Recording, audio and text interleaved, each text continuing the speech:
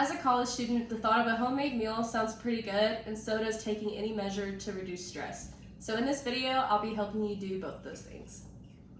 My name is Isabella Heiss, and for my demonstrative speech today, I will be walking you through the process of making lasagna and giving some helpful tips and tricks to make the process more enjoyable. I enjoy cooking and find it to be relaxing and decompressing, and the science behind cooking and baking both state that it allows your brain to be creative, and it stimulates your brain in sounds, smells, and textures, and it allows you to connect to people and places, which actually makes sense because you can smell or taste something and it reminds you of a fond memory, and that explains it. So in other studies, those who do not find it to be so relaxing find it stressful, messy, complicated, which it can be. So with this demonstration, I hope to ease some of that stress and hope that it allows you to benefit from the process. So to begin, there's a few things that you can prepare to ensure that you are successful and make less of a mess. So the first thing, you want to make sure that you have all of your ingredients, everything you need that will be listed.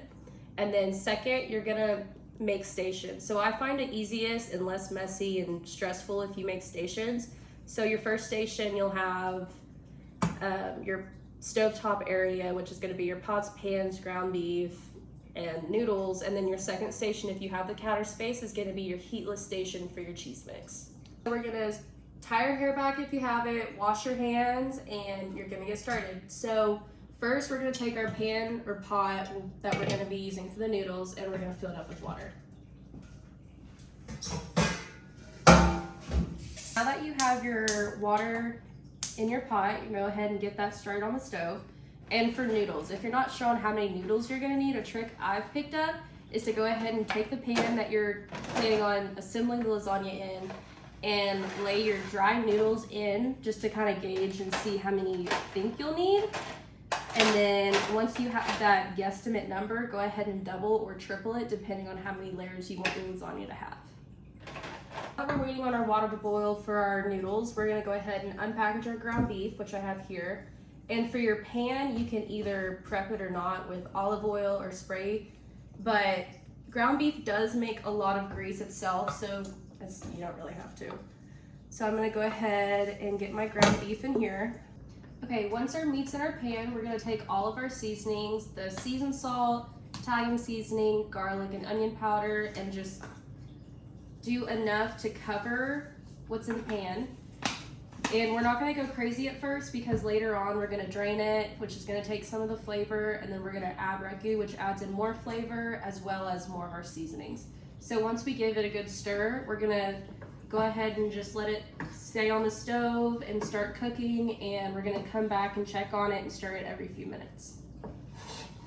So I went ahead and placed my lid on my pan, and I'm gonna go ahead and turn that onto medium, low, and let that sit there and cook. And in the meantime, we're gonna go to our next station. So this is gonna be our heatless station or our cheese mixing station. Here you're gonna have your ricotta cheese, cottage cheese, salt and pepper, and shredded mozzarella cheese.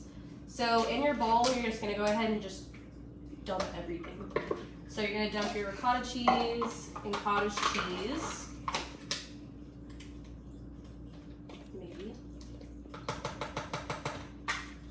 And I like to use a fork for this, just because I find it the easiest. But you can use whatever you have, whatever you want to use for it. And just to make it even better, I do add about a handful of mozzarella cheese to make it better. And some salt and pepper. Start out light on this because this is an ingredient where you can taste and kind of see from there if you need more or less. And another thing that my mother always got on to me as a kid, whenever you're taste testing your food, you always want to get a fresh utensil because no one wants to eat something that you don't eat out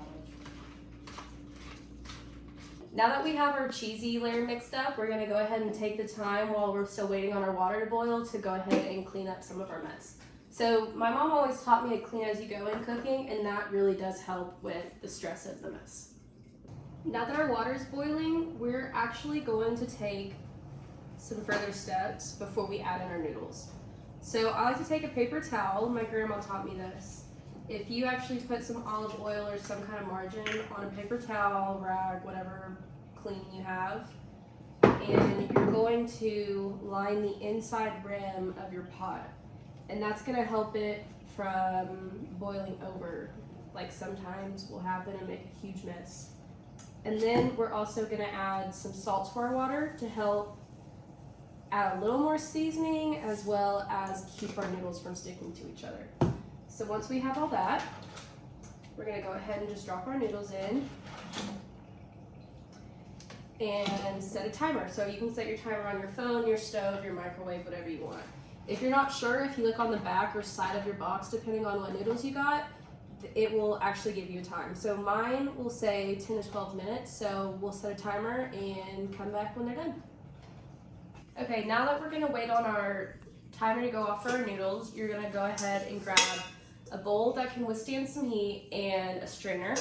We're gonna put that in our sink, and you're gonna wanna use a mitt or a rag or something because this pan will be hot. And we're gonna go ahead and drain our ground beef. So when you're draining it, you're gonna wanna make sure that all of the grease is going into your bowl and not down your sink. So a lot of people will think that it's a liquid, it should be able to go down the drain. That's not true, because once it cools, it's gonna turn into a solid, and that can actually cause some damage to your pipes, and that's something you don't want. So whenever we're done with our lasagna and everything, we're gonna go ahead and keep that grease, and I'll show you how to dispose of it later. Our ground beef's back in our pan, so we're gonna open up our ragu and go ahead and just pour that in. I'm using 2 of these, but if you can find a bigger version of the traditional, that's fine too.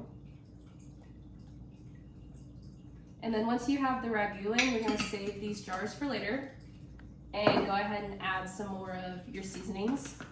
The same ones we did as before, the seasoned salt, garlic powder, onion powder, and the Italian seasoning. And once you have all of that in there, you can go ahead and give it a good mix, put your lid back on, and set your stove to low so it gets a simmer. And that way on a simmer, it gets the best taste possible. Now that your timer's gone off, before you turn off your stove, you're gonna wanna fish out a noodle just to see if it's done to your liking. If it is, you can go ahead and turn off your stove. If not, let it cook for a few more minutes. And we're gonna go ahead and drain some of our water, but not all of it, so that way our noodles are still submerged so they're not drying out, and it helps the water cool off a little faster.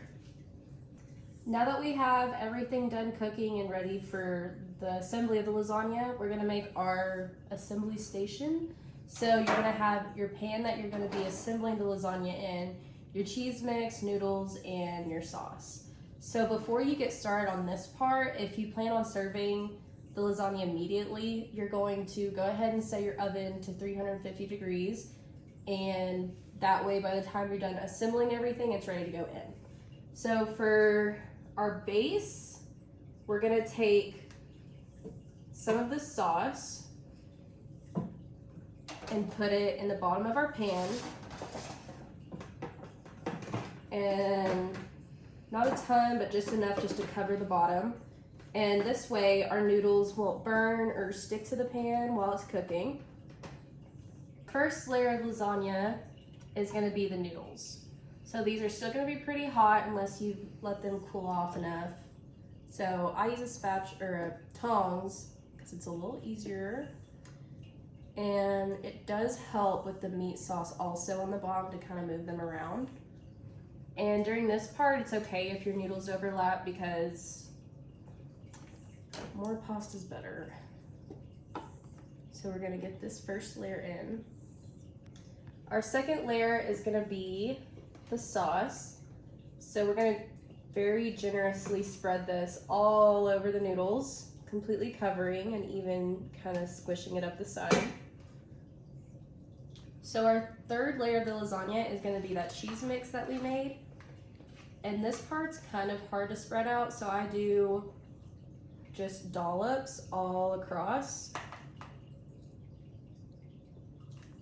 And while it cooks, it kind of evens itself out, but you can take your fork and kind of smush it around. It will combine, but it's gonna combine in the oven anyway, so there's no really reason to stress about it.